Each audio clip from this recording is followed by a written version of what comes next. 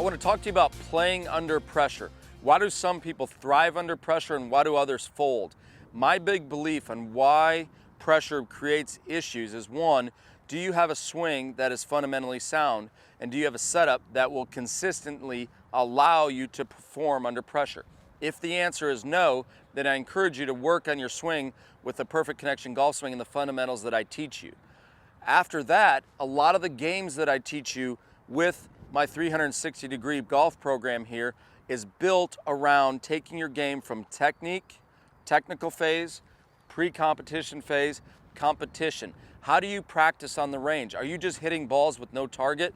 Or are you using the quadrants that I describe? Are you chipping with the 95% rule? Are you then practicing with the 5% rule, or the 5-point game, which remember has the semicircle around the hole? As you make that semicircle smaller, you make practice more difficult. As you make practice more difficult, golf on the course becomes easier. So as you are doing this, understand that pressure goes hand in hand with how you deal with it, how you view pressure. You have to understand that the more you practice, the better you become, the more pressure you will have, the more times that you will be there on the last hole with a chance to win. If you say, hey, pressure is scary, you're going to be that guy that fails. But understand that you have been practicing for that situation. Now is your time to thrive. Now is your time to take that opportunity.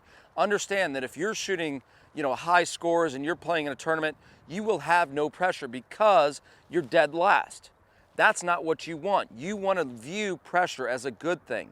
If you are viewing pressure as a good thing, you will view pressure differently, obviously. So you have to look at it as something that you want. You want the ball in your hands. Michael Jordan, when he was shooting at the end of the game, he wanted the ball. Even if he went 0 for 30 that game, he wanted it at the end of the game because he knew he was a pressure player. It's the same thing. It's the same guy, same Michael Jordan that went 0 for 30 versus a guy that says, I can make it under pressure because I've done it before. Let's talk about choking. Choking is a situation, if you can think about a bullseye, the outside rung of a bullseye is tanking. That is a situation where you say, oh, I blame the playing partners that I was with. I don't like my coach. I didn't like this person. Oh, it was windy. Those are coming up with excuses to defend your ego.